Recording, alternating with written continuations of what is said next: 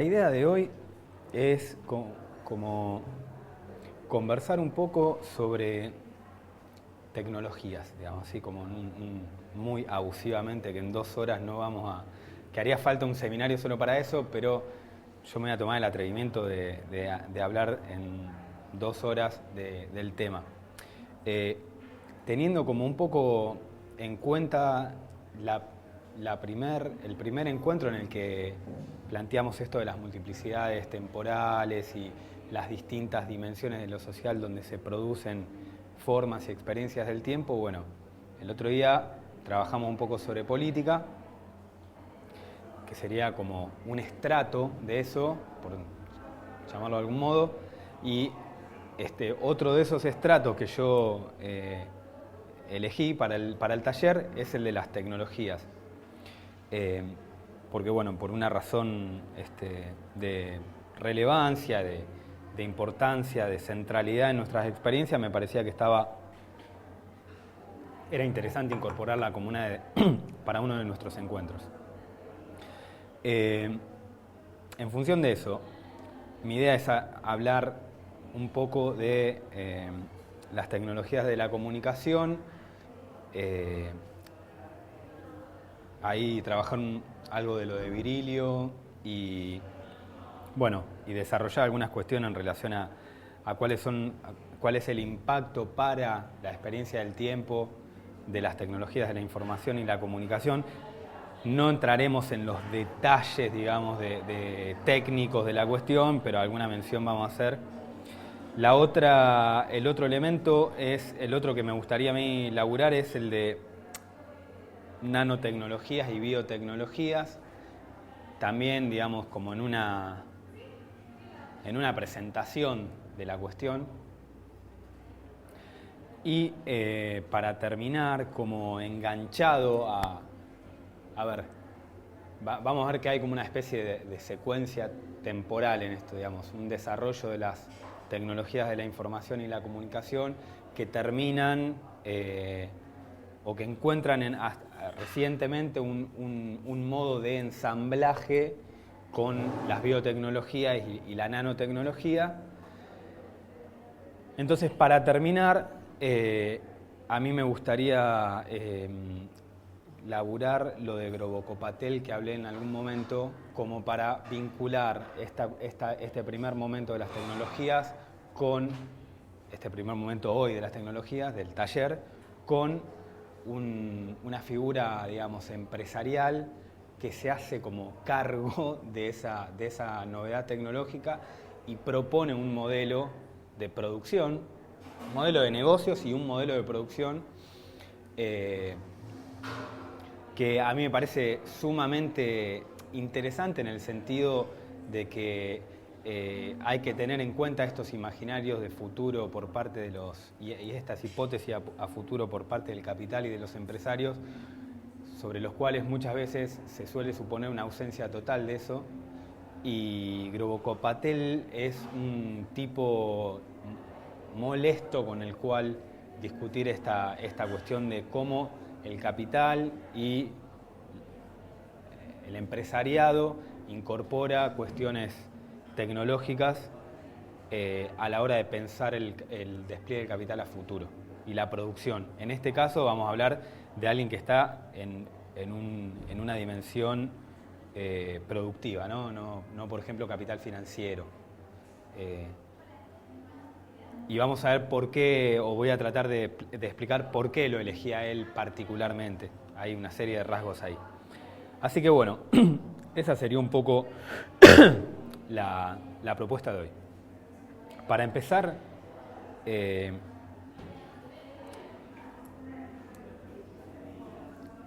lo que estuvimos viendo la semana pasada y la anterior sobre las utopías y también los programas políticos, es interesante marcar que la cuestión de la técnica, ¿sí? La cuestión de la esperanza en la técnica se convierte en un elemento directamente utópico hacia mediados, finales del siglo XIX. ¿Sí? Aparece como como un elemento que se incorpora en los imaginarios de futuro directamente, de la mano o como derivación de todo el desarrollo respecto a las ideologías del progreso, que en un primer momento no son progresos meramente técnicos, son progresos humanos, digamos, son progresos del conocimiento, son progresos de la mente. Esos progresos de la mente se inscriben en nuevos saberes, nuevas tecnologías, nuevas posibilidades técnicas, etcétera, etcétera, ¿sí? En un primer momento. Pero lo que sucede entre mediados, digamos, del siglo XIX y, bueno, en cierta medida hasta hoy, declinado de diferentes modos, es que la propia red técnica, digamos, la propia trama tecnológica de una sociedad se convierte ella misma en un futuro deseable. ¿Se entiende la diferencia? En un primer momento está subordinado a otro patrón de desarrollo, que puede ser digamos, no sé, por ejemplo, la justicia, o la armonía entre los hombres, o la felicidad, qué sé yo, ¿sí? Hacia mediados del siglo XIX, insisto, en adelante, ya no está ligado solo, exclusivamente y necesariamente a cumplir con esas ilusiones sociales. Ya es en sí misma. El desarrollo tecnológico debería permitir él mismo cierta justicia, cierta armonía. Hay una inversión de la relación entre los dos factores. Y eso, bueno, modifica una serie de cuestiones que muchas de las que estuvimos viendo en los dos primeros encuentros se alteran sensiblemente. Por ejemplo, la utopía ya deja de ser esta figuración en el futuro para convertirse en una tecnoutopía, digamos. Ya no es meramente esto de la felicidad social, sino el despliegue tecnológico. Cierta hasta fiesta tecnológica, hasta cierto exceso tecnológico. El futurismo, por ejemplo, que se inscribe en este momento, ¿no? En un festejo de las máquinas y de lo maquínico como expresión de un desarrollo y un incremento de la inteligencia humana y de sus talentos en una relación, digamos, solidaria entre máquina y hombre. Uno y otro se potencian mutuamente. Pero también es el momento en el que empiezan a aparecer, en el que van a ir empezando a aparecer las distopías, utopías negativas, digamos, utopías en las cuales el futuro es un garrón, es un problema, es un lugar inhabitable, es un escenario social o bien devastado, como va a ser el caso, por ejemplo, de mucho más aquí en el tiempo, de la literatura cyberpunk de la década del finales de los 70 en adelante, o bien un escenario hiperreglado, como va a ser el de Aldous Huxley en Un Mundo Feliz, ¿sí? En ambos hay una presencia de la tecnología en tanto tal que organiza el resto de las prácticas sociales, determina el resto de las prácticas sociales, y es interesante ver cómo esas distopías, no exclusivamente, porque ha habido, por ejemplo, no sé, 1984 o Nosotros, que es una distopía de un escritor ruso del año 24, Evgeny Zamjatin, no sé si alguno lo escuchó nombrar, Z.M. Zamjatin, con J y Z. Bueno, tiene una distopía muy afín a la que después escribió George Orwell con 1984, una distopía que son más del orden de la política que meramente de la tecnología, aunque la cuestión técnica está muy presente, sobre todo como medios de comunicación, control y vigilancia. Entonces, en ese escenario de estos años, en estas últimas décadas del 19 y las primeras del 20, aparece esta ilusión sobre la técnica ligada directamente como matriz de producción de sociedades futuras.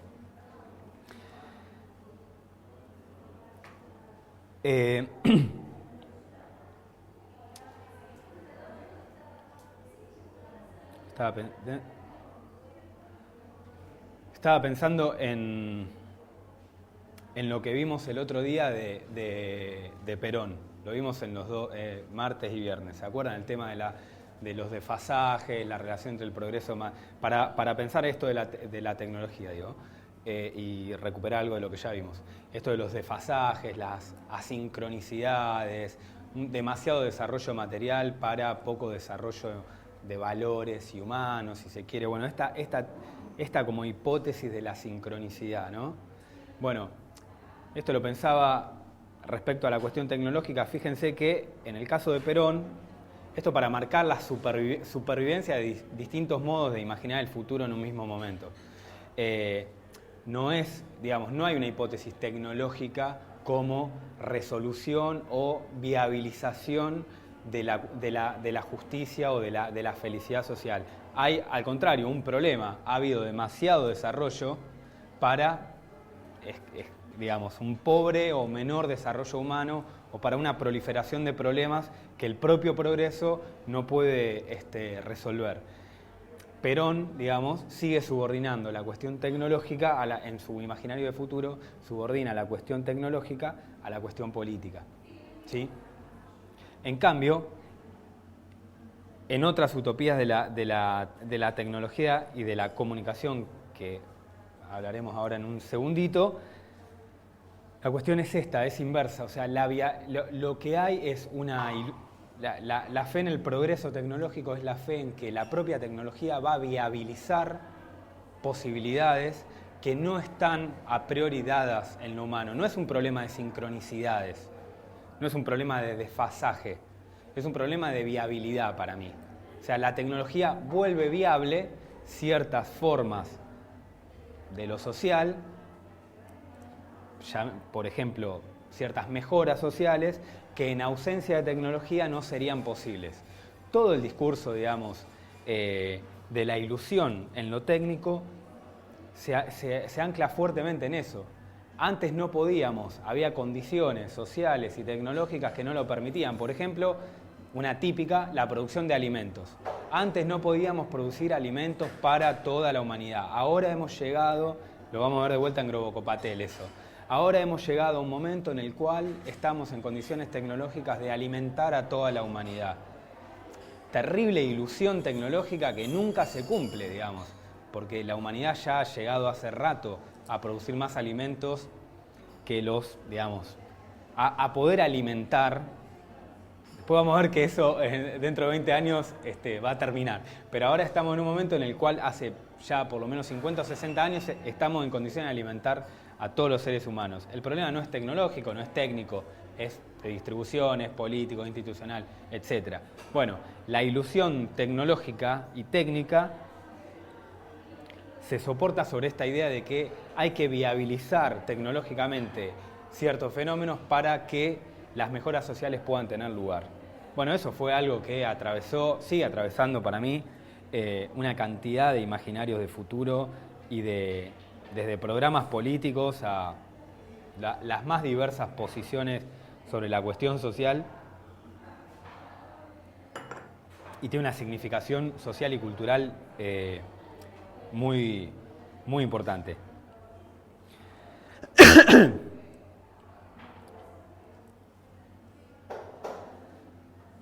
Hay una frase de Matelart, ¿lo ubican? El de la historia de la utopía planetaria, el de cómo leer al Pato Donald, por ejemplo. Bueno, un libro, un clásico de la crítica antiimperialista de la década del 60. Hay un libro, en el libro Historia de la utopía planetaria, Matelart tiene una frase analizando estas cuestiones, analizando la cuestión de la tecnología y la comunicación. Dice, el libro es de finales de los 90. Dice, el espacio que debiera ocupar un verdadero proyecto social lo usurpa el determinismo tecnomercantil, que instituye a la comunicación sin fin como heredera del progreso sin fin. ¿sí? Y sobre eso me quería quedar, digamos, como en este desarrollo de imaginarios de futuro, nosotros vivimos en unas condiciones que para, por ejemplo, el movimiento Tikkun, ¿quién estaba leyendo Tikkun? Vos. La hipótesis cibernética se empieza a desplegar con gran potencia desde el final de la Segunda Guerra Mundial en adelante. Vivimos en la era, digamos, de las comunicaciones y de las informaciones.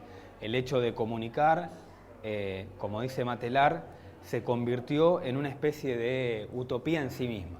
¿Sí? La utopía, por eso su libro se llama La utopía de la comunicación planetaria, porque las condiciones tecnológicas y políticas nos han llevado a una idea de mundo en el cual lo deseable es la comunicación de todos con todos y en tiempo real. Esa es como la nueva, o por lo menos particularmente desde los 70 en adelante, un fenómeno que no ha hecho más que, digamos, que dispararse exponencialmente y definir en gran medida las lógicas sociales contemporáneas. El otro día estaba viendo una publicidad de Movistar, una publicidad, digamos, como habla sin parar, dice. A mí no se me ocurre una pesadilla peor que esa, digamos. No se me ocurre.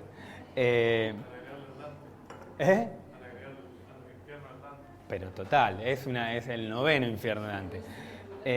Pero me pareció como muy interesante como imagen. Esto, digamos, primero un imperativo, habla. Habla sin parar, digamos. Y habla sin pensar, habla sin detenerte, habla sin intervalo. Y ahí hay algo que es muy propio de esta época.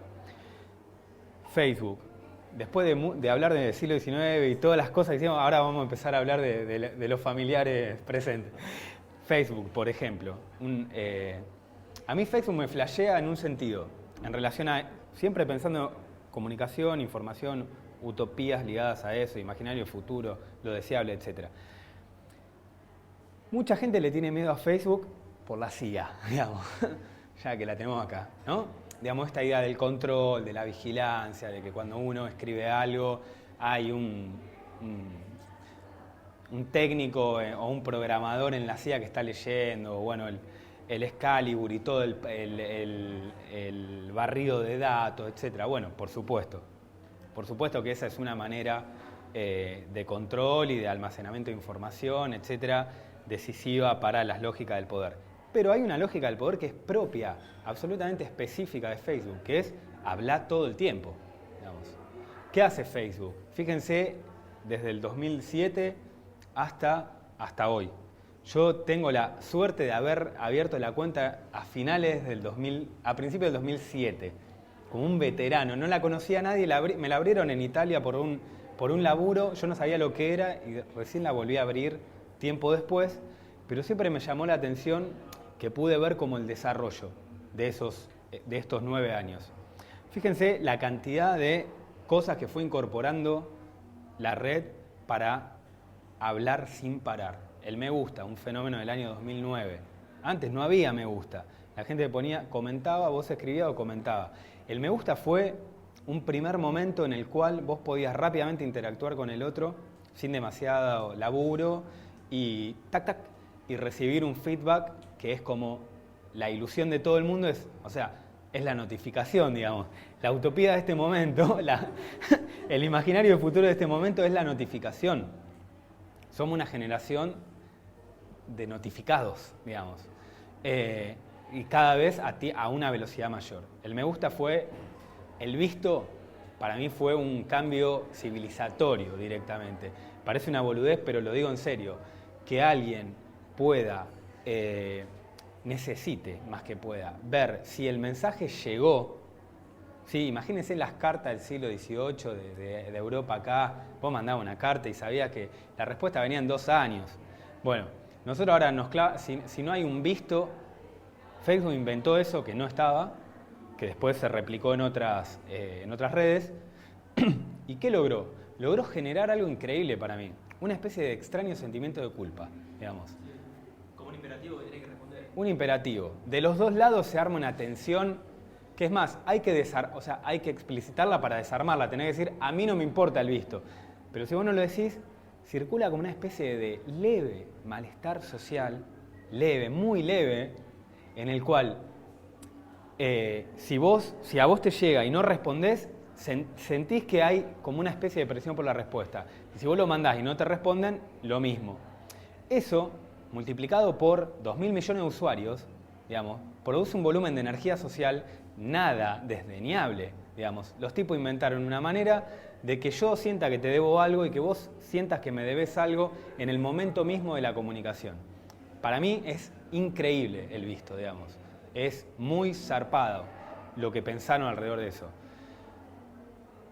El teletipo que está a la derecha arriba, que te informa de todas de las acciones de mucha gente de la que seguís, digamos. ¿Lo vieron? Bueno, el que va, le gusta a tal, le gustó tal cosa, escribió tal cosa.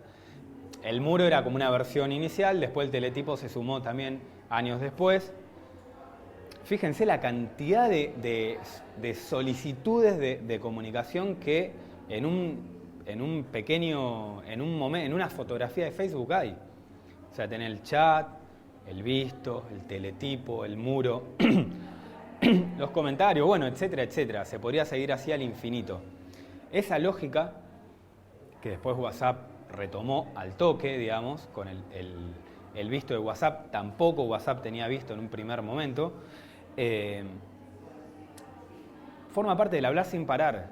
La lógica, la utopía, digamos, la utopía de la comunicación tiene inscripto en su propio centro que el control y la vigilancia no es la CIA.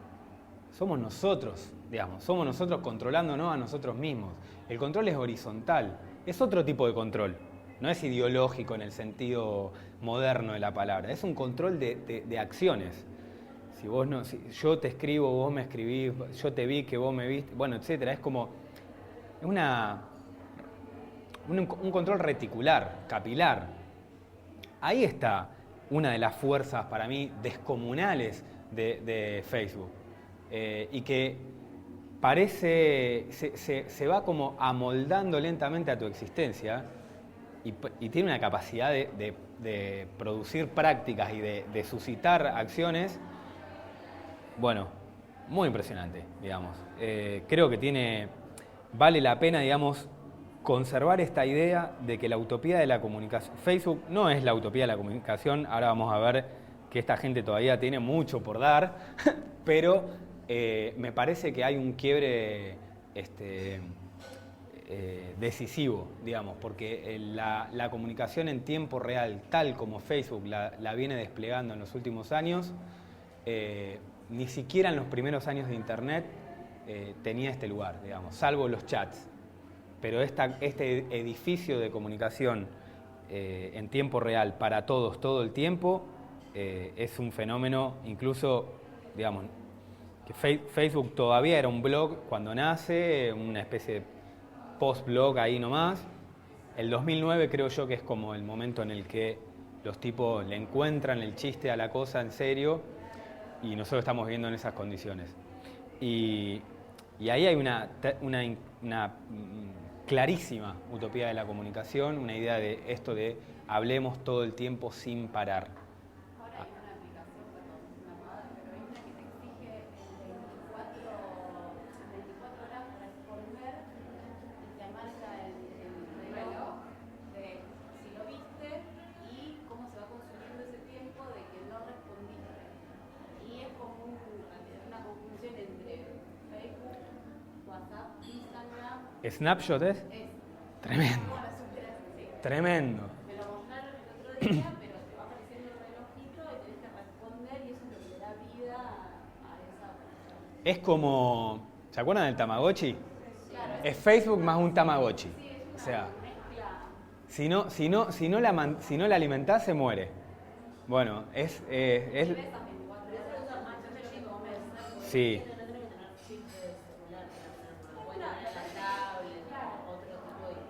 Sí, tal cual. Y tiene mucha imagen.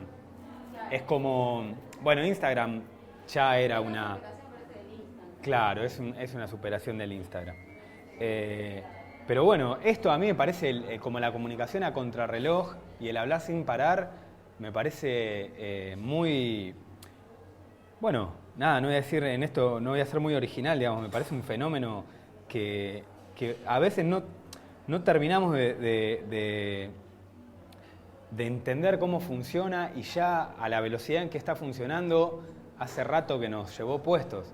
Entonces, volver sobre esta idea, digamos, de abandonar un poco las formas clásicas de la crítica a la comunicación, de la crítica a la tecnología, etcétera, para poder pensar esta dimensión del estímulo permanente, me parece que, bueno, incluso las psicopatologías alrededor de eso también me parece muy interesante.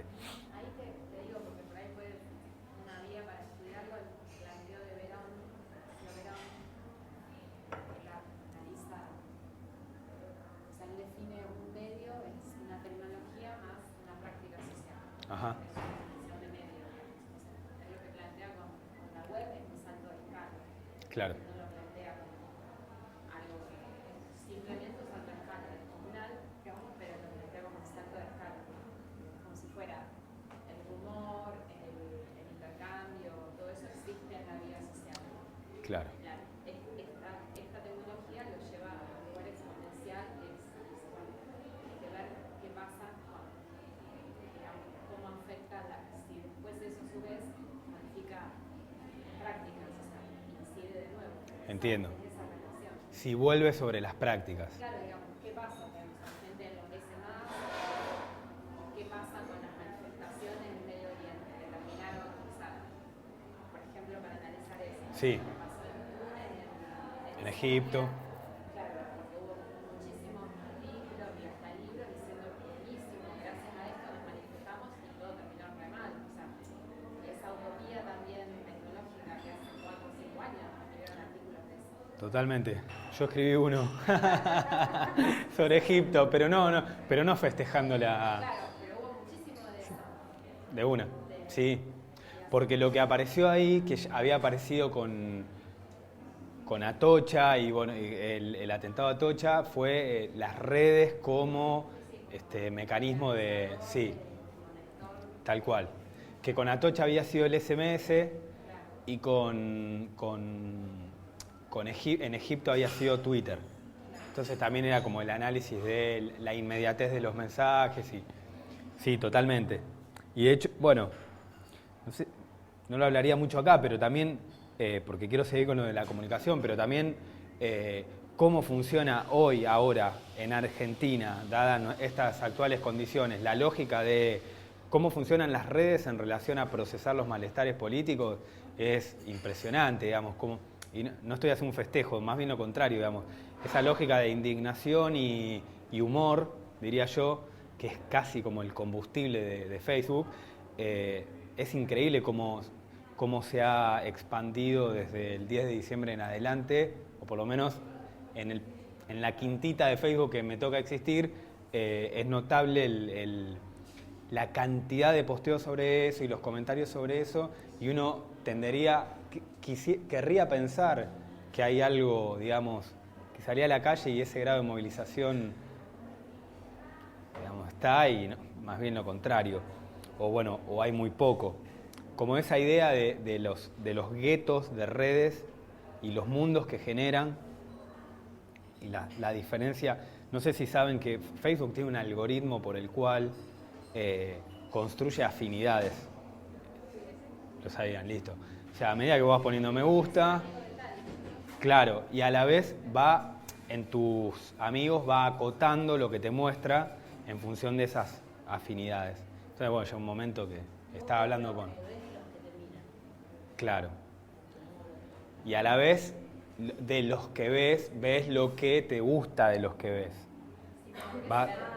Terminás viéndote a vos multiplicado en los demás. O sea, es un poco esa la idea. Sí, incluso también hay una selección en el historial. En el historial yo hace poco quería ver publicaciones viejas y ahí Facebook también como que selecciona los recuerdos que para vos tendrían que ser los más importantes. Entonces algunas publicaciones viejas las elimina y otras no. Y no sé cuál es el criterio de selección en realidad porque no tiene que ver con una cuestión de tamaño, nada de eso. Claro. después otra cosa, a mí, yo pensaba que eso de decís, de hablar sin parar, para mí tiene mucho que ver con el desarrollo de los celulares, porque Facebook en sí, por ejemplo, hace 4 años no tenía incorporada toda esta cosa que decís del visto o del cosito a la derecha. Ajá. Y sí o sí necesitaba una computadora para usarlo. Y creo que ahora con el desarrollo de las aplicaciones de los celulares que puedo estar todo el tiempo metido en Facebook y todo el tiempo chateando. Tal cual. Antes no se podía. Tal cual. La convergencia esa de la computadora y el teléfono. Ahí se adaptó y hizo muy bien. Totalmente, totalmente. Pensé. Bueno, sobre esta idea, digamos, hablar sin parar y todo esto que estamos hablando, y la dimensión más general de las formas de la comunicación en el mundo contemporáneo, Tony Negri, que seguramente la mayoría conoce, tiene en Imperio una frase que me quería marcarla para después retomarla cuando veamos lo de Grobocopatel a lo mejor. Dice, la comunicación es la forma de la producción capitalista con la que el capital ha logrado someter total y globalmente a la sociedad bajo su régimen, suprimiendo todo cambio alternativo. Bueno, suena bastante apocalíptica, pero la idea de la vida puesta a trabajar, la vida puesta a ser valorizada no solo la dimensión de la producción en el sentido clásico, sino las formas del consumo, las formas de la comunicación como sectores en los cuales se extrae plusvalía, en los cuales hay posibilidades de valorizar. Me parece el otro gran aspecto de la utopía de la comunicación, ¿sí? Esta idea de que toda energía social es capturable en términos de capital, ¿sí? Toda forma del intercambio social es capturable o el capital se dispone de forma tal de buscar la captura de esas energías y de esas relaciones. De nuevo, la lógica red social me parece que es interesante para pensar cómo cualquier cosa, digamos, que nosotros hagamos, porque ahí funciona tu nivel productivo, digamos, o sea, muchas veces o para muchos, de dónde sacás tus recursos para sobrevivir, tu nivel afectivo, tu nivel comunicacional, tu autobiografía, etcétera, etcétera. Bueno, todos esos componentes de la vida de los individuos y las colectividades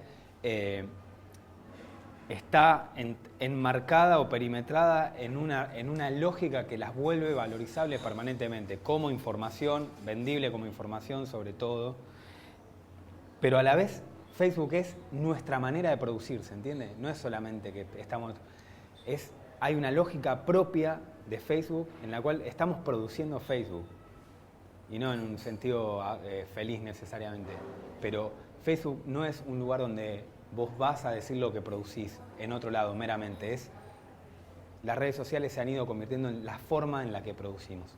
Eso es lo que un poco Negri quiere plantear, digamos, que la comunicación es la forma de la producción capitalista contemporánea, ¿sí? Si habíamos pasado del obrero fordista silencioso al lado de la cadena de montaje, ahora muchos trabajadores cumplen funciones de servicios o de comunicación en los cuales el intercambio con otros de palabras o de informaciones es mucho más significativo para la producción económica que lo que podía ser una conversación de dos obreros fordistas. ¿Se entiende? El lugar que tiene la palabra en uno y en otro. Es un poco reduccionista en el sentido, esto que estoy diciendo, en el sentido de que no toda la producción de vino comunicación, hoy, los talleres textiles, por ejemplo, están ahí para decir que hay otras formas de producir que son también centrales, o las maquilas mexicanas, por poner dos ejemplos clásicos, talleres textiles ilegales, a eso me refería. Ahí, digamos, la utopía de la comunicación no estaría siendo significativa, pero sí que la trama fundamental de la producción contemporánea está anclada en las formas de la comunicación. Y ahí hay un dato, digamos, de coyuntura fundamental. ¿Qué texto de Negri es ese? Imperio, sí, en Imperio.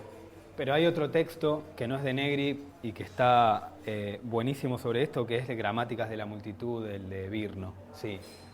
Un librito chiquito, fantástico. Y para subzonas del asunto, por ejemplo, Capitalismo y lenguaje de Cristian Marazzi, trabaja esto para el capital financiero, o para la financiarización de la vida, más que para meramente el capital financiero. Sí, dale. El tema, digamos, de Twitter, para mí es re paradigmático también, incluso en la economía, del lenguaje, en los tiempos, la velocidad, la reducción de incertidumbre, o sea, algo es primicia, porque primero antes de salir a la tele, con cualquier otro medio aparece en Twitter. Uh-huh. No sé, es como que es una red también que me llama mucho la atención. Lo esporádico, digamos, o sea, esto de cuánto dura algo, siendo noticia o no. Bueno, en relación a la política, ni hablar también. Totalmente. De hecho, bueno, ahí todo cambió cuando la televisión empezó a hablar de Twitter, ¿no? Y no Twitter de la televisión. Lo funcional que puede resultar a lo mejor Facebook o Twitter, digamos, tiene cada uno como su división del trabajo. Absolutamente. Los tipos de humor, bueno. Absolutamente. En Twitter la gente es más mala. Es mucho más cruel. Sí, yo creo que sí. Bueno, todas estas cuestiones que son así bien de orden súper contemporáneo, digamos, forman parte, digamos, de una transformación social de profundas consecuencias, que es la que trata de trabajar Virilio, que es lo que él llama el paso de la materia, digamos, de los parámetros materia-tierra a la velocidad de la luz. ¿Qué pasa en las sociedades? ¿Qué pasa en las subjetividades? ¿Qué pasa en los cuerpos? ¿Qué pasa en el mundo cuando el patrón de medida, por decirlo así, deja de ser la luminosidad, dice él, para pasar a ser la velocidad de la luz? ¿Sí? Trabaja muchas cuestiones respecto a la teoría de la relatividad, obviamente, pero nosotros quedémonos con esta idea: cuando el mundo se vuelve el escenario del tiempo real. Eso es lo que él trata de plantear. Las tecnologías de la comunicación han ido cada vez más, y ahora, digamos, la fibra óptica es uno de los primeros momentos en relación a la tendencia a la velocidad de la luz, ¿sí? A la supresión absoluta de la duración, ¿sí? Virilio dice: las cosas ya no salen, llegan, digamos. Hay ahí una especie de compresión del mundo, compresión de las velocidades del mundo, porque tendencialmente a la velocidad de la luz ya no hay espacio, ¿sí? Ya no hay duración, ya no hay tiempo. Y él se pregunta en varios libros, en en El arte del motor, en Política e hidromología, bueno, ¿cuáles son las características y cuáles son las consecuencias de esta novedad civilizatoria? Este es uno, digamos, este que estaba diciendo. La distancia. Imaginen, él en un momento dice: el siglo XIX es el siglo de los transportes. ¿Sí? Por ejemplo, el tren, ¿no? La invención de nuevas formas de transporte, ¿no? El momento mecánico industrial. El siglo XX es el siglo de las transmisiones, ¿sí? El siglo de lo catódico, el siglo de las señales, el siglo de lo digital. Lo que pasa con la distancia allí es que tiende a cero. Digamos, si el tren había acortado las distancias ya, y por lo tanto había acortado también el tiempo, creo que la otra vez lo dije, Proust tiene una frase muy linda en unas crónicas que dice: el tren inventó el minuto. ¿Sí? Por esta razón, ¿no? Porque ¿qué necesidad había del minuto si no había un dispositivo que lo requiriese, digamos?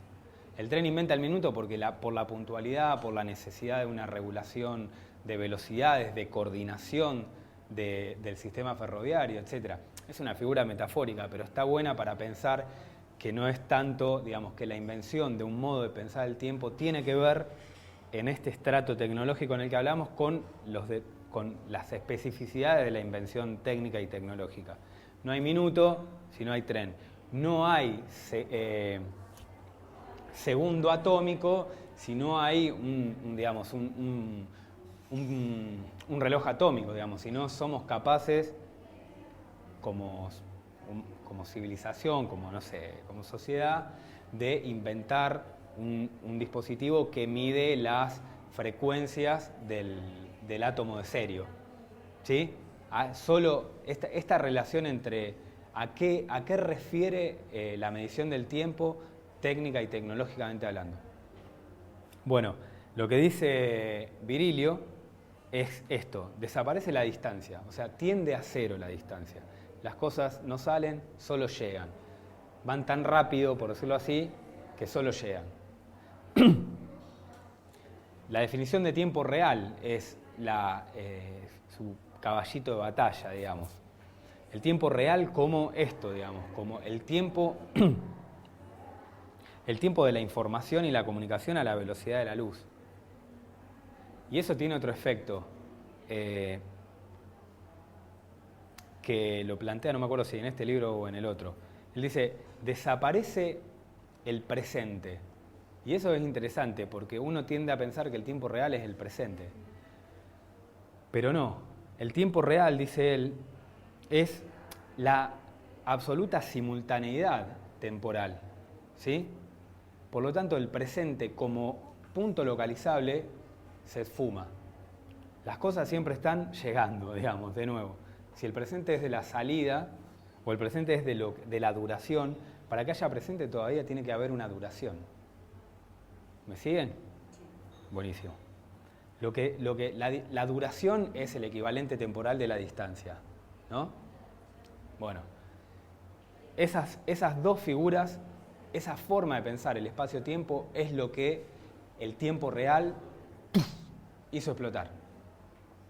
Ya no hay espacio, ya no hay tiempo, ya no hay duración, ya no hay distancia. Hay tiempo real. Tac, tac, tac, tac, sucesión, sucesión. Tiene algo muy einsteiniano que a mí me gusta. Él dice, el tiempo ya no se miden las sucesiones ni los trayectos, sino las exposiciones. El tiempo se expone, dice. ¿Qué quiere decir con esto? Bueno, el modo de medir las relaciones temporales para el propio Einstein, ¿no? Sin un punto de observación, no sabemos hacia dónde va hacia dónde van los átomos, no sabemos lo que nos define la relación temporal es, entre otras cosas, el punto de observación.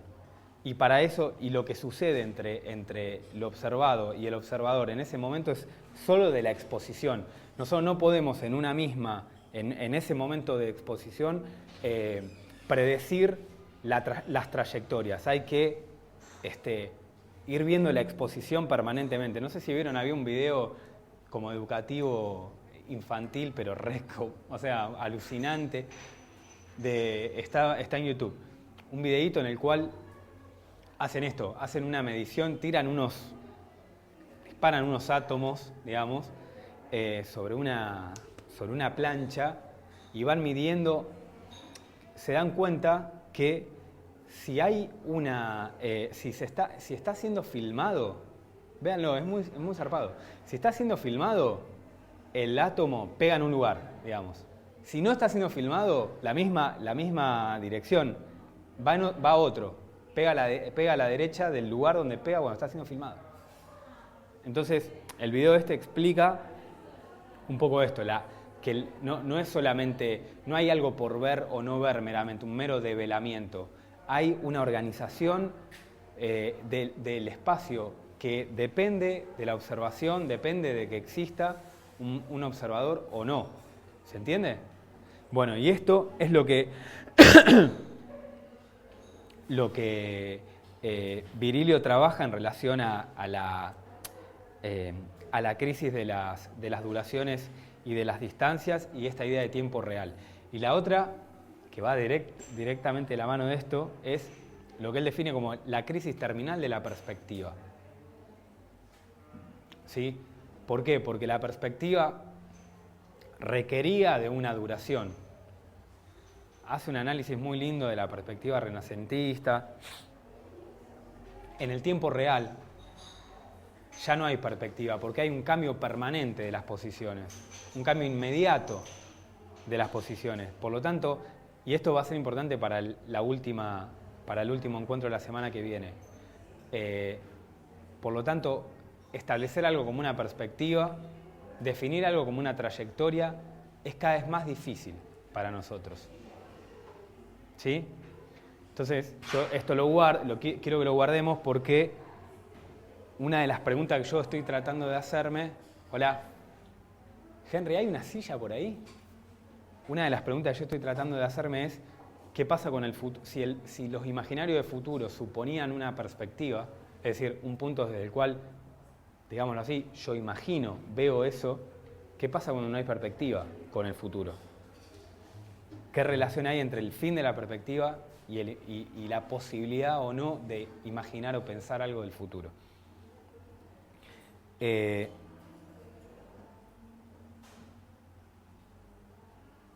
Y la otra cuestión es,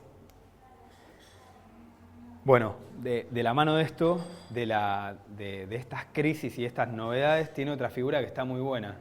Dice que ya no hay intervalos, ¿no? Otra categoría para explicar las distancias y las duraciones, sino interfaces. De nuevo, como la exposición, el momento en que dos cosas se encuentran, digamos, pero eso no garantiza una duración. Meramente, como máximo, se puede cotejar que esas dos cosas se encontraron en un determinado momento y espacio. Esa idea me gustó, como el pasaje del segmento, digamos, es casi como, ¿cómo decirlo? Como volver, pensar más en términos de superficie de contacto que de planos. Y la otra cosa que plantea en estos libros es, esta es una idea bastante clásica, digamos, pero como la migración de las facultades perceptivas de los seres humanos a máquinas. ¿Sí? Antes, tiene un libro increíble que se llama La máquina que ve, no sé si alguien lo ubica, muy lindo libro, donde trabaja la cuestión de la fotografía, Cecilia, el tema de la imagen ahí está muy bueno, desde la invención de la cámara oscura en adelante. Y lo trabaja en clave, digamos, de esto, digamos, de cómo la aparición de nuevos soportes tecnológicos incide o condiciona o determina o modifica, bueno, todos esos verbos, nuestras formas de percibir, digamos. Por ejemplo, el pasaje esto lo tiro así rapidito, el pasaje de la omnividencia divina, digamos, Dios que todo lo ve, al detalle fotográfico. Ese pasaje, por ejemplo, cómo la fotografía permite salir de un registro escópico divino, donde está este Dios que todo lo ve, digamos, e instala una nueva, como el microscopio también, del cual también habla, e instala una nueva idea del detalle, de lo que somos capaces de ver, bueno, etc. Y las consecuencias sociales y subjetivas de esos fenómenos. Bueno, a partir de ese libro, que si mal no recuerdo es del año 89, pero no estoy seguro, él fue como pensando en la cuestión de esta migración de las facultades perceptivas, lo táctil, lo cerebral, digamos. Todavía falta yo tengo bocetado un cuento muy apocalíptico que es un mundo en el cual pagamos por tener sentidos, digamos. Un mundo en el cual logren hacernos pagar por ver, por ejemplo. Que cuando lleguemos a nanotecnología, ahora les parece una boludez, pero cuando lleguemos a nanotecnología van a ver que no está tan lejos. Sí. No, por ejemplo, yo estaba leyendo el texto ese que vos mandaste de IFO. Sí. No me acuerdo cuál de todos, pero que me interesa esa diferencia que hace. Es la leí varias veces entre sensitividad y sensibilidad. Que habla de la sensibilidad como la capacidad del hombre de percibir a través de los distintos sentidos. No me acuerdo cuál, porque me resulta. Yo no me acuerdo tampoco. Sensitividad. Sí. Como la capacidad de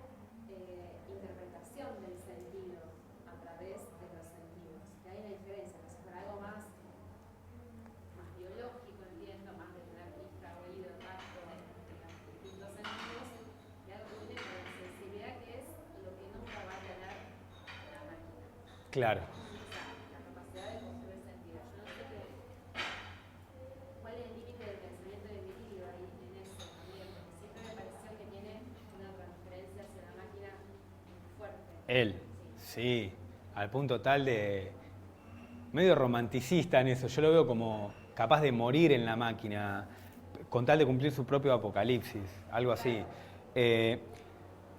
No recuerdo lo de Bifo, pero conociendo otros textos de él diría que guarda sensitividad para lo biológico y sensibilidad para una cuestión más estética, más del orden de poder pensar lo sensible. Sí, Virilio tiene una... Y además es un... En cierto sentido es un apocalíptico, digamos. Está escribiendo el final de una especie, digamos. Él está en esa posición. Y respecto a esto de lo sensible y lo sensitivo, lo que él plantea, en realidad, o sea, lo que él plantea es que sí, que estamos, a ver, porque plantea varias cosas, por ejemplo, no sé si se puede acomodar tan rápido acá. Por un lado, estas migraciones hacia soportes maquínicos de capacidades sensibles y perceptivas y también intelectuales, digamos, no solo del orden de lo inmediatamente sensible. Ese sería uno, digamos, que ahí está bueno porque trabaja como sobre una idea de prótesis. Digamos, él dice que nosotros somos todos discapacitados en ese sentido. Todos estamos cada vez más necesitados e intervenidos por diferentes formas de las prótesis. Pero a la vez, también trabaja la cuestión de la intensidad. O sea, somos un planteo muy recurrente de él es que somos una sociedad en la cual, quizá justamente por esta especie de desmaterialización, hay cada vez más una necesidad de intensidades, de vivir en el orden de las intensidades emocionales, digamos, desde las drogas a, no sé, a formas de la crueldad, por ejemplo.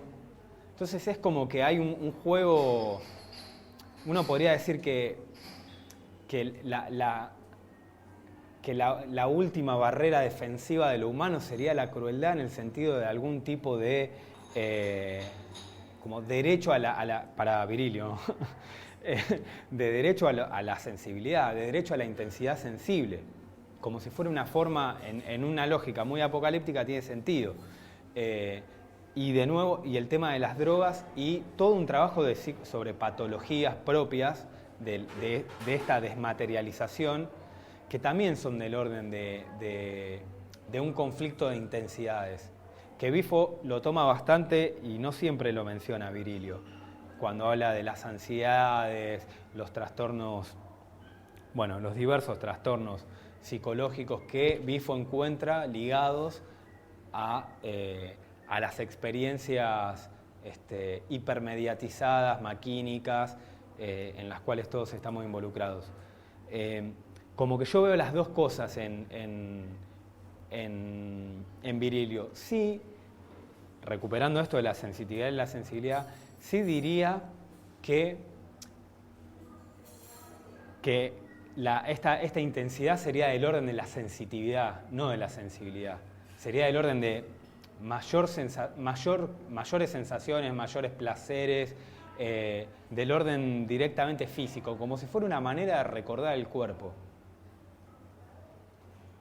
Y respecto a eso, tiene una idea que también el tipo plantea que nosotros nos hemos convertido todos en terminales. Como esto de las prótesis, los discapacitados que decía recién, bueno, somos terminales como los teléfonos, digamos. Somos puntos, nodos, digamos, nodos somáticos, psicosomáticos y biológicos en una red de comunicación. Cada uno de nosotros funciona como una terminal de una gran red de comunicación. ¿Sí? Y ahí hay algo que que también me parece interesante para pensar esto de las terminales. Él lo plantea fundamentalmente respecto a los seres humanos. Y para mí, justamente, digamos, somos terminales, pero en una trama en la cual estamos yendo tendencialmente a la conectividad de todas las cosas con todas las cosas. Esto es un fenómeno tecnológico, digamos, lo que en algún lado se llama la Internet de las cosas, bueno, una red en la cual, y este es otro gran momento de la utopía de la comunicación, digamos, el todo tiene que ver con todo, pero declinado en clave tecnológica. ¿Saben qué es la Internet de las cosas? Bueno, básicamente es eso que dice, digamos, es una Internet que, digamos, un modo de pensar, sí, de pensar y de desplegar una conectividad que vaya más allá de la dimensión en la que estaríamos hoy, que tiene que ver con pantallas, lenguaje, palabras, comunicación de informaciones en ese sentido. La idea, la ilusión de un tipo que se llama Ken Kelly, Kelly con Y al final, es que en algún momento esto va a tener un chip que va a estar conectado a esto, que va a estar conectado a esto, que, bueno, en una especie de conectividad total, gracias a la cual muchas de esas fantasías tecnológicas, como, no sé, él pone ejemplos muy tontos, pero como calentar el café a distancia o prender el aire acondicionado antes de llegar a tu casa, van a ser fenómenos tan cotidianos como hoy es mandarle un mensaje a alguien que está en la otra parte del planeta. O sea, controlar a la distancia objetos a través de fibra óptica y software y lenguaje de programación. A eso llama Internet de las Cosas. Pero bueno, esa Internet de las Cosas tiene otro personaje que a mí, que vamos a ver ahora, que es la vida en general, digamos, no solo los objetos inmateriales, los objetos materiales inanimados. ¿Qué pasa cuando la Internet de las Cosas se convierte en un fenómeno que también incorpora a la vida en el sentido de la existencia biológica? No solo de nosotros, sino de cada uno de los seres vivos y de las posibilidades de la vida, que es lo que voy a tratar de comentar dentro de un rato.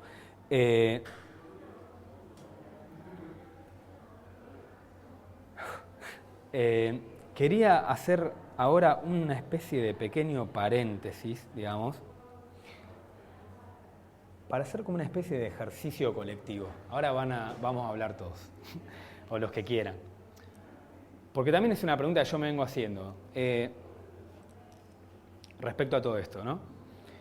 Una de las características que tiene esta sociedad de la información, e incluso la utopía de la comunicación, es el almacenamiento masivo, absoluto, digamos, infinito, no absoluto, de todas las informaciones, ¿sí? El otro día estaba viendo un documental zarpadísimo que está en inglés, pero si alguien lo puede ver, se lo paso. Unos tipos que inventaron un ADN sintético, digamos, está hecho a base de un aceite, una cosa así, de unos derivados de aceite, en los cuales están empezando a grabar la información. Por ejemplo, están tratando de explorar cómo hacer para que los soportes, voy a ser más claro, cómo hacer para que los soportes materiales, disco rígido, pendrive, nube, servidores, bla, bla, bla, dejen de serlo y vayamos hacia a un modo de almacenamiento biológico, digamos, o de tipo biológico. ¿Cómo están haciendo eso? Con esta sustancia, a la cual es una especie de ADN artificial, sobre la cual escriben la información, escriben los datos que uno hoy por hoy está inscribiendo en sus computadoras. Increíble. Increíble, lo tienen que ver porque en un cosito así entra todo Facebook, ponele. Todo el Facebook del mundo. Entonces tendencialmente es infinita el almacenamiento, absolutamente infinito, y además encontraron la manera de ponerlo a, no me acuerdo, 70 grados bajo cero, y esa cosa dura millones de años, a diferencia de estas cosas que duran 5 o 6 años. como si eso prospera, es otro registro de todo. Y mi pregunta, es que una pregunta que yo también me hago, es ¿cómo piensan ustedes la relación esa entre el futuro y el archivo? Digamos? ¿Qué pasa con el almacenamiento? ¿Sí? Porque nosotros venimos de sociedades algunas sin registro, digamos, hasta no hace mucho, digamos, hace 10.000 años, o sea, no hace tanto en la historia de una especie que tiene 1 millón. Venimos de sociedades con registro, con determinadas formas del registro, y ahora estamos en una sociedad que es capaz de almacenar un volumen inédito de información y de producir y llevar exponencialmente. Y yo me pregunto, digamos, ¿qué pasa si la utopía era hija de la imprenta, digámoslo, era también la hija de un tipo de archivo, de una forma de registrar y de archivar las cosas? Por ejemplo, escrito, por ejemplo, reservorios, en ese caso, eclesiásticos, estatales, no sé. El socialismo fue un modo de pensar el mundo que también se amparó en ciertos archivos, en ciertas formas del registro. También en ese caso la palabra escrita, también en ese caso los archivos estatales, pero bueno, por ejemplo la prensa obrera como un elemento. Bueno, o sea, ¿alguien tiene alguna hipótesis sobre cómo sería esta relación entre el futuro y el archivo tal como hoy está siendo inventado, desarrollado?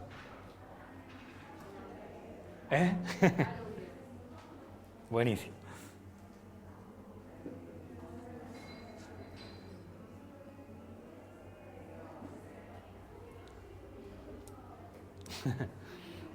Como estudiante de historia, yo me he preguntado eso un montón de veces. Nosotros desde este presente, incluso desde década precedente, para consultar, no sé, un trabajo sobre el siglo XIX o sobre el siglo XVIII, tenemos un archivo, un corpus de cartas, por ejemplo, ya sea del Estado o de una esfera como privada. Y yo lo que muchas veces me pregunto, ¿cómo será la disciplina de historia en un futuro? Totalmente. Con un corpus de documento que no es el mismo con el que trabajamos nosotros ahora. Y ahí parten dudas de que cómo sería un archivo como más digital, porque hay muchos documentos que antes se elaboraban todos por escrito que ahora ya como ni se elaboran por escrito. Y hay también, por ejemplo, cartas entre parientes. Ya eso como no existe, hay algo más íntimo que queda dentro de los chats de Facebook, por ejemplo. Y para, no sé, para hacer como un trabajo de investigación sobre una red de familiares, de una familia, ya sea ilustre o de una familia como de clase baja, por ejemplo, toda esa información ya como que no se posee para la posterioridad. O vas a necesitar una contraseña. O vas a necesitar una contraseña. Eso siempre como que me pregunto. Ajá. Sí, es una de las preguntas que yo también como historiador me hago. De la disciplina que estudio. Sí, totalmente. O sería un continuo estudio de historia reciente. Ajá. Historia reciente. Claro. Historia reciente es como una especie de subdisciplina, llamémoslo así, que se dedica al estudio de las, digamos, técnicamente, propiamente hablando, suele incorporar parte del presente, pero originalmente es el estudio de la historia de la última generación viva, digamos, con la cual se puede construir un testimonio directo y oral.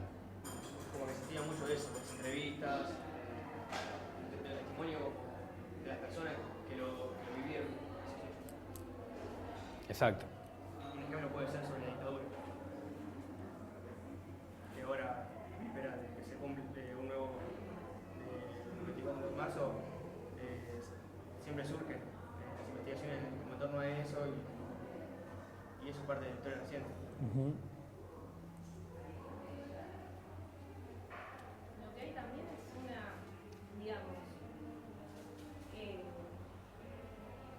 el almacenamiento masivo de información genera también una proliferación o nunca de información y una repetición de esa información. Sobre una sola cosa tenés copias sobre copias, no todo lo que se almacena es único en primera instancia, y hay una inmensa variedad de versiones. Desde el punto de vista de que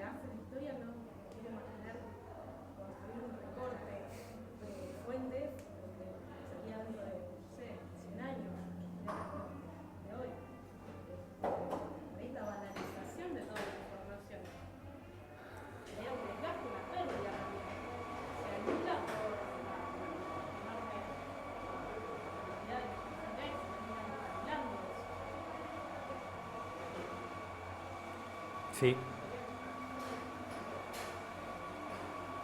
Yo también me pregunto si se le da tanta importancia hoy en día al almacenamiento de la comunicación personal. En una carta hace 100 años me parece que era mucho más atesorable que un mensaje de texto hoy en día, haciendo un paralelismo así, ¿no?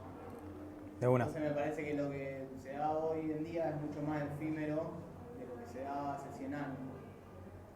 Y creo que ahí en parte se pierde algo, al menos que vos tengas una voluntad de almacenar eso. También antes se apelaba mucho más, me parece, a la memoria biológica, como en el cerebro, ¿no? Y después con estos dispositivos la memoria empieza a estar afuera. Totalmente. Ya nadie sabe un número de teléfono, hay cosas que yo no me preocupo en retener porque las memoreo en un segundo y están ahí afuera, es como mi memoria externa, ¿no? Es suficiente con recordar google.com. Claro. Y ahora con esto que vos proponés del documental sería como una vuelta a esa memoria biológica, pero de otra manera, ¿no? Como una especie de vaivén en ese sentido, sería como volver al interior, pero documental público externo. Claro, como recoger todo eso que empezó a estar en el dispositivo externo y ponerlo adentro. Ajá. Y otra cosa también para relacionar entre esto de que decía al principio del control y de la técnica. Sí. El otro día leí una entrevista que le hacían al director de la Biblioteca Nacional, al nuevo Mangel.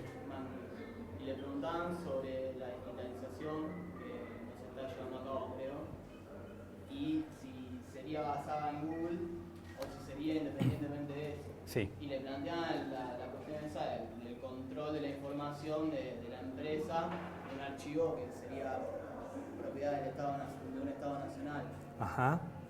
Creo que también surge la problemática esa en relación al archivo. ¿Quién controla el archivo? Claro, en el futuro.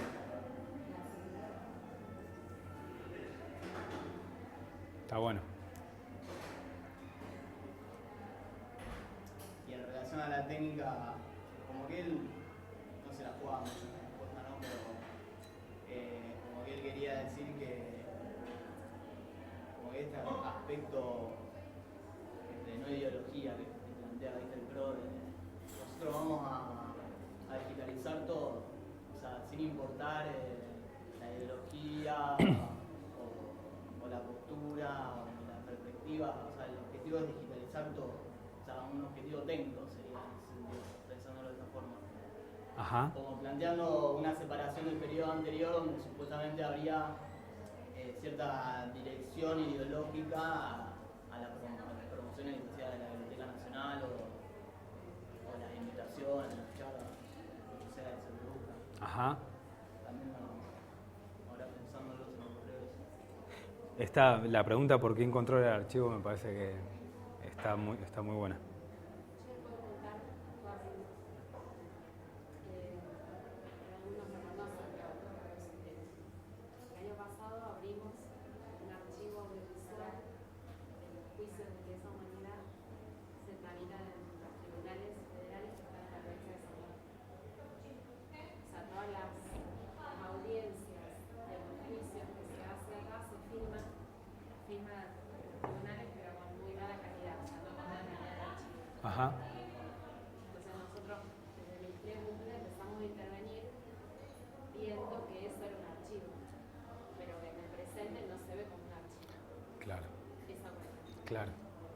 De hecho, esos registros son de cada tribunal. Entonces empezamos a trabajar y armamos un proyecto de ley que está en la Cámara de Diputados y no lo trata nadie.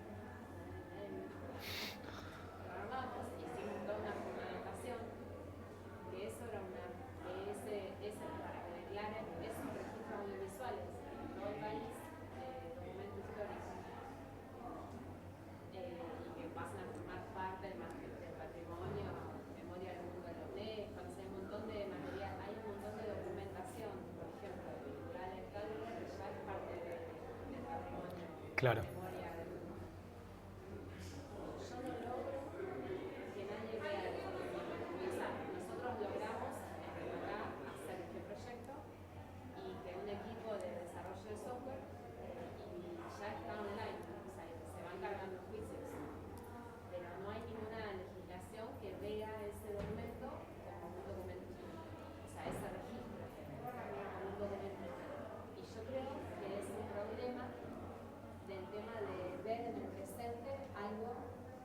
hecho, en el proyecto de ley, nosotros mencionamos que, por ejemplo, Memoria Abierta, que es una ONG de Buenos Aires, Sí, consiguió un subsidio de la Universidad de Salamanca para digitalizar el archivo de los juicios penales, 30 años después. Y eso fue una noticia tremenda, qué bien, qué bien.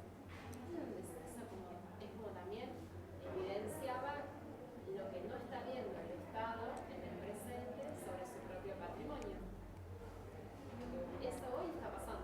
totalmente. No hay forma de que nadie vea, y aparte de esa la cuestión de una declaración, vos protegés, Claro, no, es una... ni siquiera asigna recursos, ni... Los tribunales pueden agarrar, lo firman, porque lo firman de un modo instrumental, para hacer su sentencia. O sea, porque antes escribían Claro, y ahora lo firman. Entonces se sientan después y analizan eso. Es una cuestión instrumental. Es un tema que no... O sea, es muy interesante eso, porque es como que seguro dentro de 30 años alguien va a encontrar eso y decir, ah, pero esto es buenísimo, es un documento histórico. totalmente. No, pero es de Europa y vamos, qué bárbaro, la Unión Europea. Es una cosa increíble. Totalmente. Bueno, eso es lo que está sucediendo. Y qué loco también pienso que sea, porque justamente la cuestión de la memoria respecto a la dictadura, etcétera, es como si hay un punto de sensible, claro.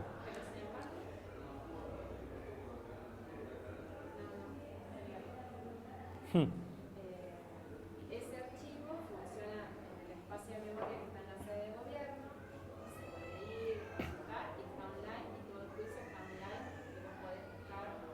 De hecho, nosotros, muy así, empezamos a mandar investigadores que están ya trabajando Claro, online. claro. Pero bueno, es una política que no es puntual. Tenés que ir juicio por juicio, pedir la ratificación. Eso parece como un ejemplo de... Sí, sí, sí, sí. Y ahí hay otra relación que es la de la diferencia entre almacenar y archivar, ¿no? Que el archivo implica un proyecto, Una decisión sobre lo almacenado. y un pensamiento hacia cómo lo almaceno, si lo organizo, si no Totalmente. piensa el futuro. Una clasificación también tiene un archivo. Sí, sí, claro, sí, sí. A mí la idea de almacenamiento me da más indiscriminado, digamos. Es un concepto posible. Pero, y el archivo, una operación posible sobre ese almacenamiento. Sí, como hoy, ante la proliferación de cosas, yo en lo personal, digo, no para estudiarlo como historiadora, pienso que necesito generar un archivo, no un almacenamiento, porque todo lo que hago es almacenar, y ese almacenamiento no me sirve directamente, prefiero hasta perderlo a veces. Esa es la otra pregunta. ¿Qué estamos dispuestos a perder? Porque también la... Es un alivio cuando lo pierdo. Sí, ¿verdad? sí, sí. No, sí, porque como que ya almacenar me parece que hoy en día implica un pensamiento sobre eso. Como cuando se te cierran las 40 pestañas de Mozilla que tenías abiertas y decís, va, ya fue, si no lo iba a leer nunca. Es obvio. Sí, sí, sí. Bueno, ahí ese es un dato muy cotidiano de la diferencia entre almacenar y archivar. Y cómo, con esto termino, así pasamos al otro punto, pero cómo se ha vuelto el almacenamiento una promesa de futuro, permanente, digamos. Todo el tiempo estamos almacenando algo que vamos a usar en un futuro, y cuando llegamos a ese futuro básicamente estamos almacenando algo que vamos a usar en otro futuro, y así sucesivamente hasta la locura. Y por eso me parece interesante y muy como delicado la discusión entre archivo y almacenamiento, porque en función de qué tomamos esas decisiones, qué relación hay con el futuro en la decisión de archivar, cómo nos hacemos cargo de la duración que se pueda establecer de aquí en adelante en la producción de ese archivo, y trabajar sobre los cambios y los imprevistos y sobre lo que el futuro, digamos, nos organice como novedad respecto a esa decisión de archivar. Para mí es un gran tema es muy interesante.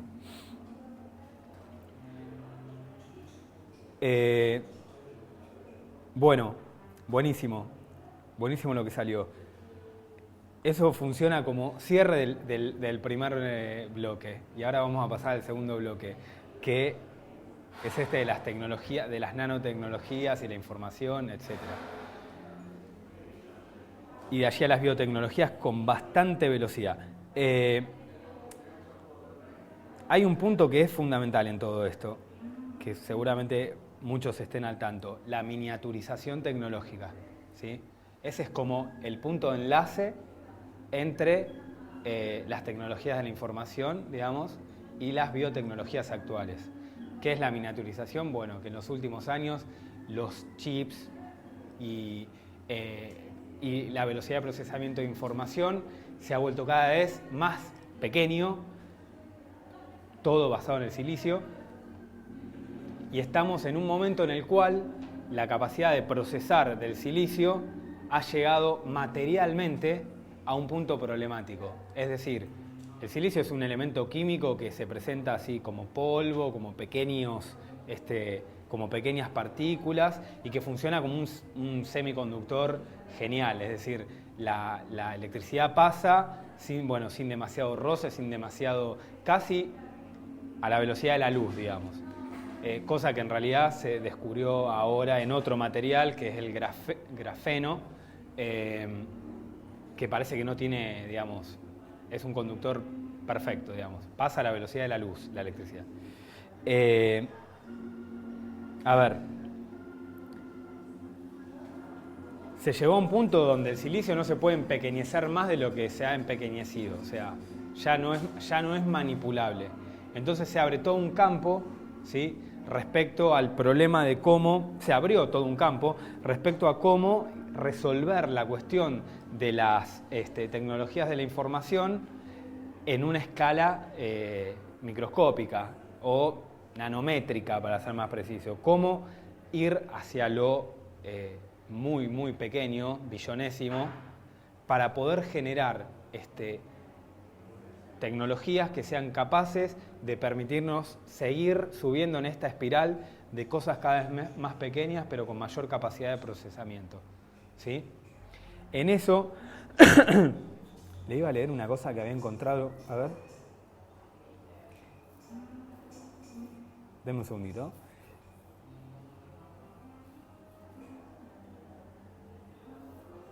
No es este. Acá está. Acá hay un tipo que se llama Carver Mead, que fue uno de los que, digamos, patentó la fabricación de microchips con silicio en la década del 70. Bueno, la cosa es que en la década del 70 las computadoras eran muy grandes y tenían poca capacidad de almacenamiento.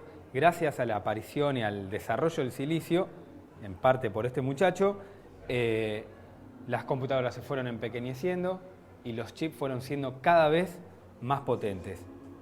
El tipo dice, como problema actual, es del año pasado la nota, bueno, ya estamos al límite de la miniaturización de los chips, de tan pequeños que han llegado a ser. Y el tipo plantea que la única forma de salir de esto es, bueno, está pensando en su propio negocio, ir hacia nuevos materiales. Y esos materiales son el grafeno y otro que no recuerdo el nombre y me siento muy mal y lo estaba buscando y no lo encuentro, que también cumple funciones similares a las del grafeno, de ser un gran conductor, de no recalentarse, de no quemarse, bueno, etc. Sobre este pasaje parece, digamos, anecdótico y sin embargo ha sido muy importante, porque la primera revolución industrial, por decirlo así, o la segunda revolución industrial, fue la revolución de lo grande, digamos, la revolución de las grandes estructuras, desde el tren a las urbes, tal como se conocían a principios del siglo XX, por ejemplo. Y partir de grandes estructuras fue lo que definió el modo, primero de la utopía tecnológica, y después el modo del propio desarrollo. Bueno, eso es lo que cambió desde la década del 50 y muy especialmente desde la década del 70 en adelante. Los científicos ya no piensan en términos de grandeza, sino en términos de pequeñez. Un cambio paradigmático que, por ejemplo, repercutió directamente en la NASA. La NASA, hasta hace 15 años atrás, trabajaba con grandes proyectos. ¿Sí? Armaban un proyecto general. Esto es muy bueno para los que trabajan en grupo. Armaban un gran proyecto general sobre el cual se montaban muchos digamos, proyectos medianos, pero el que llevaba, digamos, llevaba la voz cantante era la definición inicial del proyecto grande, y a la vez había un proyecto por sección, un subproyecto por sección. Por ejemplo, no sé, ir a la Luna requería resistencia de materiales, alimentación, combustible, por decir uno, ¿sí? Bueno, lo que hizo la NASA desde el 2000 en adelante fue plantear un objetivo y ese objetivo desagregarlo en subobjetivos, y en cada subobjetivo arma un montón de proyectos. Arma 10 o 12 proyectos. Y cada proyecto tiene la tarea de tratar de cumplir ese objetivo de alguna manera. Los que van avanzando en las posibilidades, por ejemplo, yo estaba viendo uno sobre prótesis para astronautas. Bueno, hay un problema con los músculos de los astronautas. Digamos, los astronautas, como están en gravedad cero, no ejercitan los músculos. Como no ejercitan los músculos, llegan acá con atrofia, más chiquito, completamente... ¿Cómo? Osteoporosis, con reducción de la masa muscular. Bueno, problema, reducción de la masa muscular de los astronautas. Pónganse a pensar. Agarran 10 grupos y los ponen a pensar eso. El que va como digamos, generando posibilidades de resolución de ese problema óptimas, va avanzando. Es como que va avanzando de casillero. Y los otros, como quedan afuera, los otros proyectos, y esa gente se reacomoda en el resto de los proyectos. Está buenísimo como forma de laburo, me parece increíble. Y es una de las razones por las cuales hace 10 años que la NASA como repuntó de una manera tremenda. Esto para decir algo. De lo grande a lo pequeño. La importancia que adquiere lo pequeño en distintas formas del trabajo científico. En por ejemplo, empequeñecieron las dimensiones de los proyectos para poder intervenir sobre ellos en nuevos sentidos. ¿Se entiende? Bien. Bueno, en ese esquema aparece la cuestión de la biotecnología y de las nanotecnologías. ¿Saben más o menos qué es la nanotecnología? ¿Más o menos? Bueno. Básicamente lo voy a leer, mirá, así no lo tiro con ningún grado de incertidumbre. La nanotecnología es una manipulación de materia a escala nanométrica.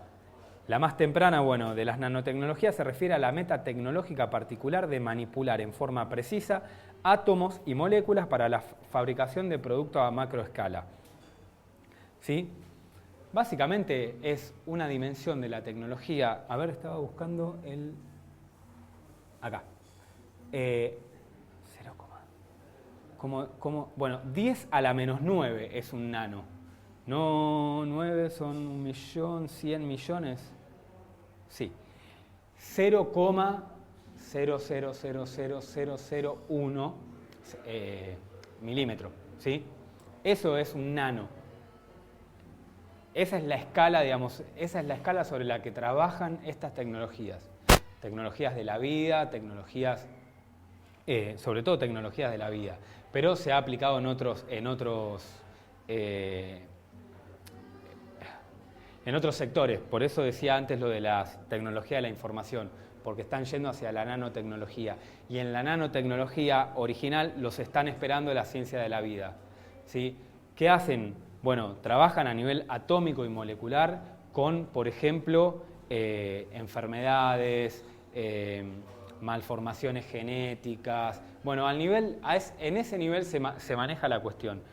El otro día estaba viendo otro documental sobre operaciones de ojos con nanotecnología. Son muy flasheras porque hay es una máquina que opera el leucoma. ¿Vieron que el leucoma es una obturación de las venas, digamos, las que conectan el ojo con, no me acuerdo, la parte de atrás del ojo? Ahí se obtura y hay se obturan las venas y se generan problemas de visión con el tiempo. Y además de presión ocular, dolor de... Bueno, una serie de cosas.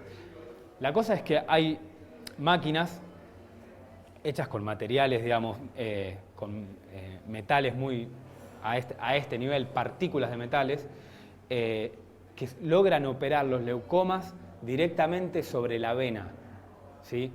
Y eso se maneja desde un visor y con un campo magnético. La máquina que lo hace mide una milésima parte de la cabeza de un alfiler.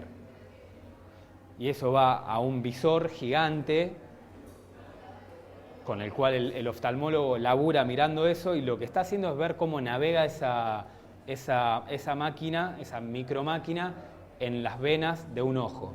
Bueno, así hay un montón de cuestiones. Es muy, muy interesante. Hay desarrollos sobre cáncer, por ejemplo, ataques sobre las células cancerígenas sin necesidad de quimioterapia y rayo, porque van directamente a la célula, no es un ataque general sobre el cuerpo esperando que impacte sobre las células enfermas. Bueno, miles de desarrollos.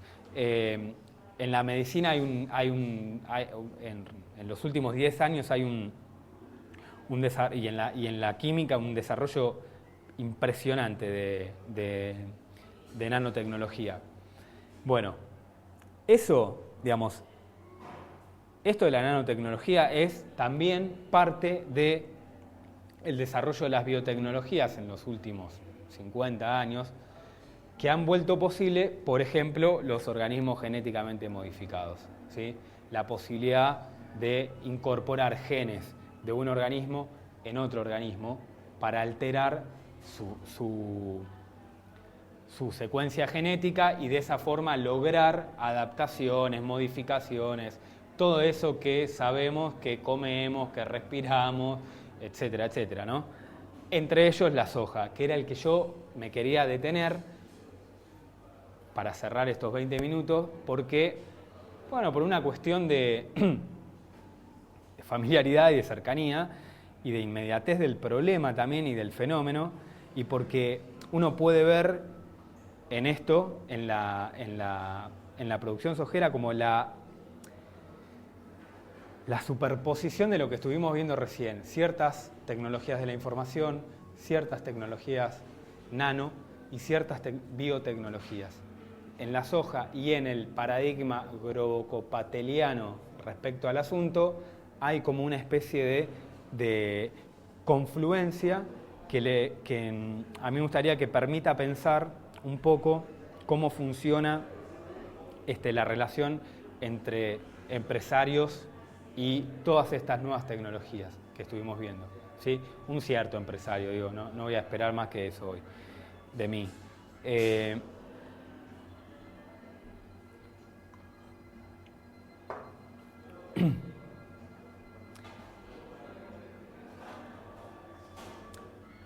El libro que les contaba antes de Matelart tiene una imagen que a mí me gusta mucho. Él dice que en el siglo XIX hubo como un cambio un cambio decisivo del profeta religioso al profeta empresarial, ¿sí?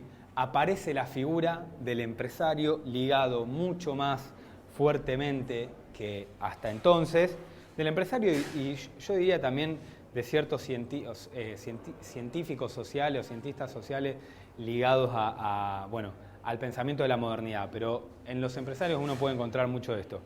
Aparece una figura bastante inédita, que es el empresario que imagina el futuro, digamos.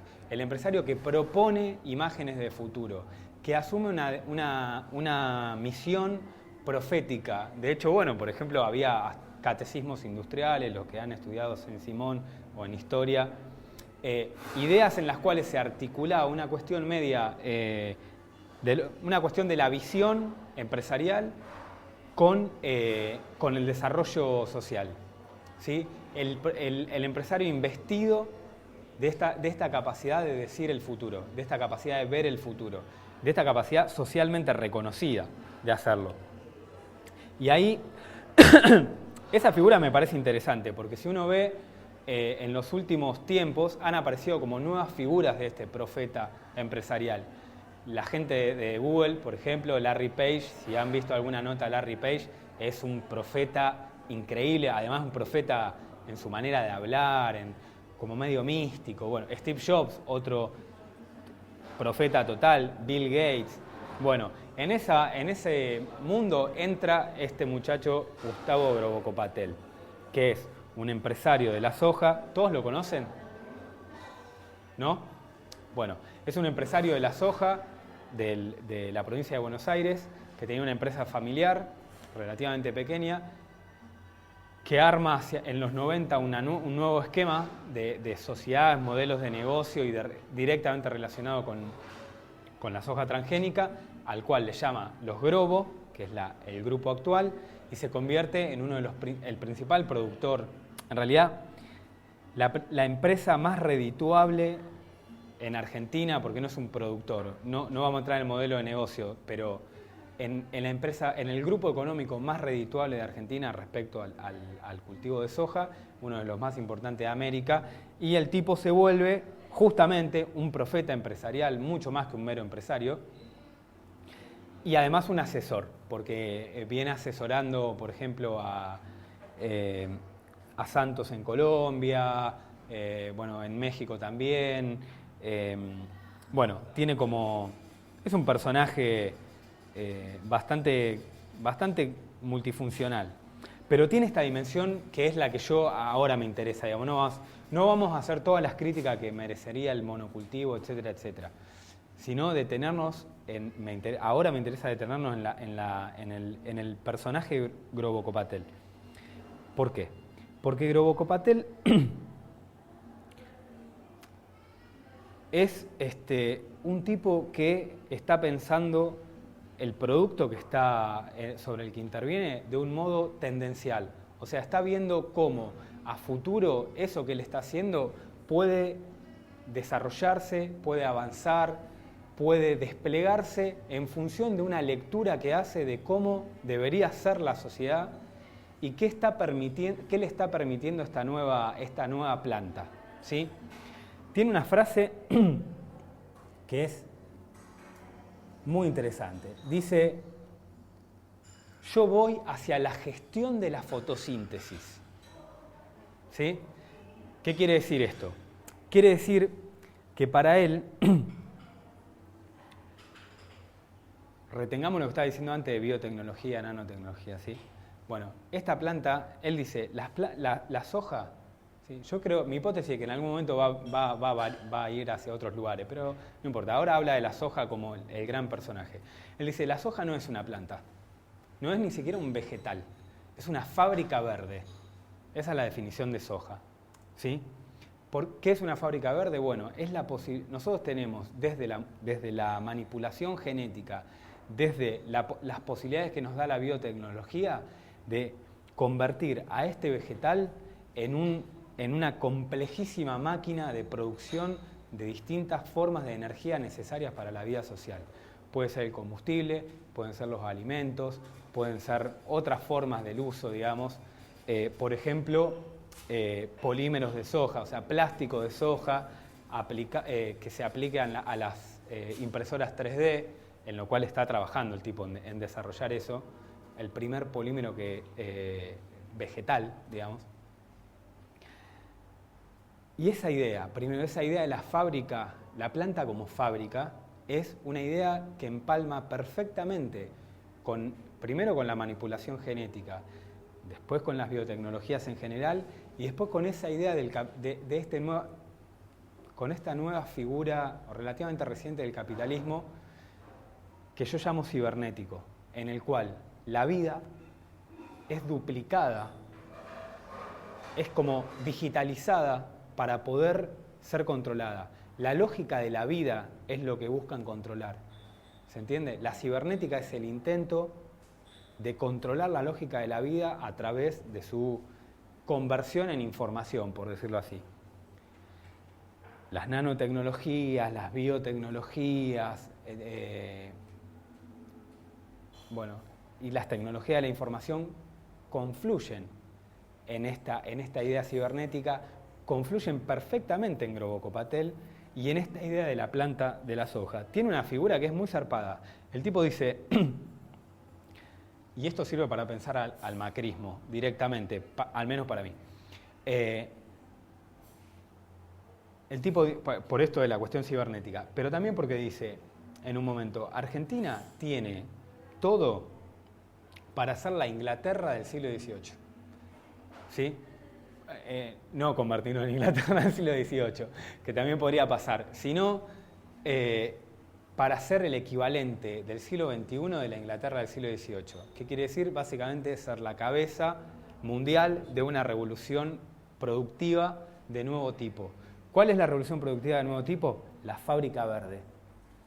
¿Cuál es la gran diferencia con la revolución industrial del siglo XVIII? Que pasa en el campo y no en las ciudades. Gran figura.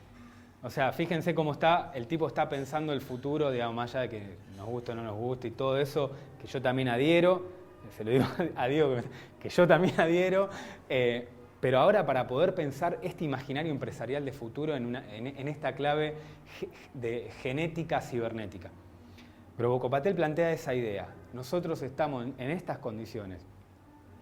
Y estas condiciones son las que...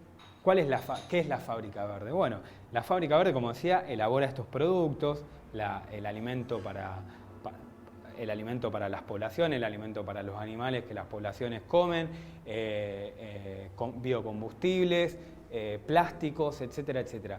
Pero también es una fábrica en el sentido estricto del término, es decir, es un material al cual se lo puede controlar en cada uno de sus movimientos y expresiones. Por eso deja de ser una planta, que es un poco todavía del orden de lo imprevisible. ¿Por qué? Porque a lo que fueron es a controlar la lógica misma de la vida en su dimensión molecular. El capitalismo hoy ¿cómo decirlo? Tiene como estrategia principal llegar a regular la lógica misma de la vida, en el orden, pero profundamente biológico. Poder ir ahí, ¿se acuerdan que yo hace un rato dije la vida es puesta a producir? Bueno, acá adquiere otra capa de sentido. La vida es puesta a producir, pero no es solamente que una vida dada es puesta a producir, la vida está controlada y generada y ya es puesta a producir en el mismo momento en que es vida. Otra gran imagen de Grobo Patel, una cosa que se llama agricultura de precisión. ¿Saben lo que es la agricultura de precisión? Bueno, tengo 10.000 hectáreas de campo. Siembro, tiro las cosas que hay que tirar para que crezca, para garantizármelo, cosecho, ¿no? 10.000 hectáreas. Bueno, lo que están haciendo son estudios de suelo muy precisos, de casi metro por metro cuadrado, para regular las plantaciones a ese nivel. Digamos, que en ese metro cuadrado me conviene sembrar de tal manera, tirar tanta cantidad de fertilizantes y de pesticidas, en ese metro cuadrado me conviene de otra forma y así sucesivamente. O sea, la búsqueda de la optimización absoluta de los réditos, la reducción total de costos, que casi no haya residuo de costos. ¿Se entiende? Como ahí hay otra imagen que digamos, uno puede pensar cómo resuena en otras instancias ahora mismo. Digamos, que no haya costos, que la optimización de las funciones, bueno, etcétera, etcétera. Hay todo un imaginario como cibernético dando vueltas y muy nutrido de las biotecnologías que está dando vuelta en un nivel más general y que sirve para pensar otros discursos empresariales actualmente. Pero Grobo Patel es un gran personaje en todo esto. Y en esa idea, digamos, de gestión de la fotosíntesis, hay una especie de imagen que es como, obviamente, el punto más conflictivo, el punto ciego de todo esto. No hay gente, digamos. Pero realmente, o sea, uno lo escucha a Grobo Patel y salvo en un orden muy genérico de declaraciones, no hay gente. La revolución urbana del siglo XVIII fue la afluencia migratoria hacia las ciudades, ¿no? Entre otras cosas. La revolución verde, de la que él plantea como equivalente, no tiene equivalente, porque no estamos hablando de migraciones de poblaciones hacia zonas que los atraen económicamente, básicamente porque la propuesta productiva no requiere gente directamente, no es, ni siquiera estructuralmente no la requiere. ¿Para qué va a ir la gente ahí si no hay nada para hacer? En ese punto hay también algo de estas utopías de las biotecnologías en las cuales los empresarios se maravillan con eso. Y ya que estamos en esto, para como cerrar, algunos últimos momentos de Macri, escuchen lo que dice de tecnología Macri, lo de las valijas ayer, lo de los médicos robotizados que te van a atender. Está como esta idea de la interfase tecnológica permanente como un componente muy fuerte de los imaginarios de futuro empresariales en Argentina. Muy diferente, eso hace diferencia con todo lo anterior, digamos, con muchas otras figuras de políticas o empresariales. Hablo de Macri como presidente porque hablo de Macri como empresario, digamos, pero hay una confluencia muy novedosa que a mí me parece que da para tener en cuenta, porque se articula todo esto que estuvimos viendo hoy. Y yo quería terminar con Grobocopatel y un poquito con Macri en ese sentido, porque las utopías de la comunicación, las nanotecnologías, las biotecnologías y estas imágenes de cómo debe producirse económicamente confluyen, o en todo caso son propiciadas también por estos actores sociales que les dan cuerpo, que los encarnan como proyectos. Entonces, bueno, creo que es. Preguntas, comentarios, adendas. Bueno. ¿Cómo se parecen estas utopías a las utopías que nombraste al principio? Se parecen. No tienen gente. Quizá la gran diferencia es que estas no tienen gente. Habría que pensar esa dimensión de la utopía sin gente.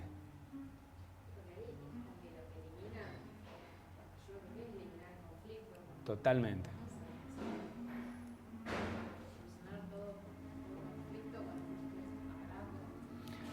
De hecho, me hiciste acordar una cosa que quería decir antes y se me borró, de Boris Groy, el crítico cultural. ¿Lo ubican? Tiene un libro que se llama Sobre lo Nuevo. Bueno, hay una figura de que lo nuevo no importa, lo que importa es la mejora. Digamos, como el update como forma de pensar lo que hay que hacer sobre lo que viene, digamos, o qué hay que hacer a futuro. Mejorar, optimizar.